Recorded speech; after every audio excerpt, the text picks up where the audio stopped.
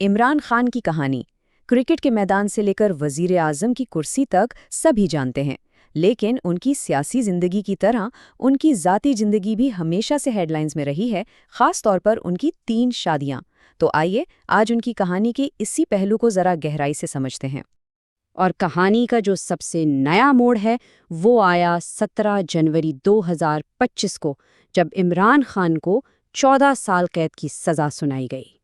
تو سوال یہ اٹھتا ہے کہ ایک ایسا شخص جو دنیا بھر میں مشہور کرکٹر تھا، پھر ملک کا وزیر اعظم بنا، وہ آخر اس مقام تک پہنچا کیسے؟ اس پوری صورتحال کو سمجھنے کے لیے ہمیں تھوڑا پیچھے جانا پڑے گا، اور ہم ان کی 3 شادیوں کی کہانی کو الٹا دیکھیں گے، یعنی حال سے شروع کر کے ماضی کی طرف جائیں گے۔ تو چلیے شروعات وہیں سے کرتے ہیں جہاں سے یہ سارا معاملہ اپنے عروج پر پہنچا، یعنی وہ فیصلہ جس نے انہیں جیل پہنچا دیا۔ تو یہ سب شروع ہوا القادر ٹرسٹ کیس کے فیصلے سے۔ جیسا کہ آپ دیکھ سکتے ہیں، عمران خان کو 14 سال قید کی سزا ہوئی اور ان کی تیسری اہلیہ بشرا بی بی کو 7 سال کی۔ الزام کیا تھا؟ الزام تھا 190 ملین پاؤنڈز کے غلط استعمال کا، اور یہی وہ کیس ہے جس نے ان کی زندگی کی اس نئے باب کی بنیاد رکھی۔ اچھا، تو اس پورے قانونی اور سیاسی طوفان کے مرکز میں کون ہے؟ ان کی تیسری اہلیہ بشرا بی بی۔ تو سوال یہ ہے کہ بشرا بی بی ہیں کون؟ دیکھیں، وہ صرف سابق خاتون اول ہی نہیں ہیں، بلکہ ایک روحانی پیشوا کے طور پر بھی جانی جاتی ہیں۔ عمران خان سے شادی سے پہلے ان کی شادی خاور مانیکا سے ہوئی تھی، اور اس شادی سے ان کے 5 بچے بھی ہیں۔ اب ذرا تاریخوں پر غور کریں۔ 2017 میں ان کی طلاق ہوئی، اور پھر کچھ ہی مہینوں بعد جنوری 2018 میں انہوں نے عمران خان سے شادی کر لی، اور یہی ٹائمنگ، یہی وقت بہت اہم ہے۔ اور یہ ٹائمنگ ہمیں لے جاتی ہے ان کی شادی سے جڑے ایک بہت بڑے تنازع کی طرف۔ اس سب کا تعلق ہے عدت سے۔ عدت، جیسا کہ یہاں لکھا ہے، وہ لازمی مدت ہوتی ہے جو ایک عورت کو طلاق یا شوہر کی وفات کے بعد دوسری شادی سے پہلے گزارنی ہوتی ہے۔ چلیں ذرا اس ٹائم لائن کو دیکھتے ہیں۔ دیکھیں، طلاق ہوئی نومبر 2017 میں اور شادی ہو گئی جنوری 2018 میں۔ تو الزام یہ لگا کہ یہ شادی عدت کی مدت پوری ہونے سے پہلے ہی کر لی گئی تھی، اور یہ معاملہ صرف باتوں تک نہیں رہا، بلکہ اس پر باقاعدہ ایک الگ کیس چلا۔ اور اس کیس کا نتیجہ کیا نکلا؟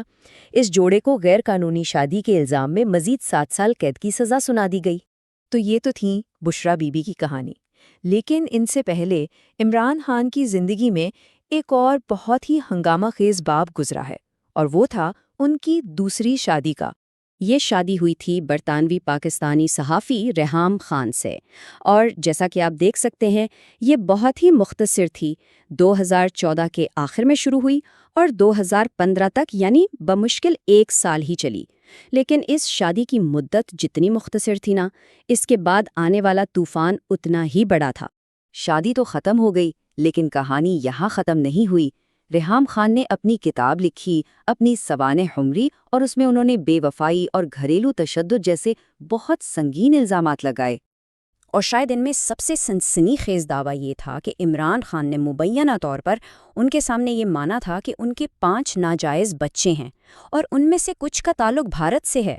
ظاہر ہے ان دعووں نے میڈیا میں ایک طوفان کھڑا کر دیا۔ لیکن یہاں یہ بات جاننا بہت ضروری ہے، اور ہمارے ذرائع بھی یہی بتاتے ہیں کہ ان الزامات کو ثابت کرنے کے لیے آج تک عوامی سطح پر کوئی ثبوت سامنے نہیں لایا گیا۔ اچھا، تو اب چلتے ہیں کہانی کے بالکل شروع میں، عمران خان کی پہلی شادی کی طرف، جو باقی دوست سے ایک بالکل ہی مختلف تصویر دکھاتی ہے۔ یہ شادی ہوئی تھی جمائما گولڈ سمتھ سے 1995 میں، اور یہ 9 سال تک چلی، 2004 تک۔ ان کے 2 بیٹے بھی ہیں، سلیمان اور قاسم۔ لیکن یہاں سب سے اہم بات یہ ہے کہ طلاق کے بعد بھی ان کے تعلقات کیسے رہیں۔ ذرائع کے مطابق آج بھی ان کے درمیان اچھے تعلقات ہیں، اور وہ مل کر اپنے بچوں کی پرورش کر رہے ہیں۔ یہ منظر بعد میں ہونے والے واقعات سے بالکل ہی الگ ہے۔ تو جب ہم ان تینوں شادیوں کو ایک ساتھ رکھتے ہیں تو ہمارے سامنے کیا تصویر بنتی ہے؟ یہ ٹیبل پوری کہانی کا ایک زبردست خلاصہ ہے۔ آپ ایک واضح سفر دیکھ سکتے ہیں۔ جمائما گولڈ سمتھ کے ساتھ 9 سال کی ایک خوشگوار شادی جس سے 2 بچے بھی ہوئے، پھر ریحام خان کے ساتھ 1 سال کی تلخ شادی، اور آخر میں بشرا بی بی کے ساتھ موجودہ متنازع شادی۔ تو یہ 3 رشتے ان کی ذاتی اور عوامی زندگی کے 3 بالکل مختلف ادوار کو دکھاتے ہیں۔ اور یہ سب کچھ ہمیں واپس اسی بنیادی سوال پر لے آتا ہے جو اس کہانی کے مرکز میں ہے۔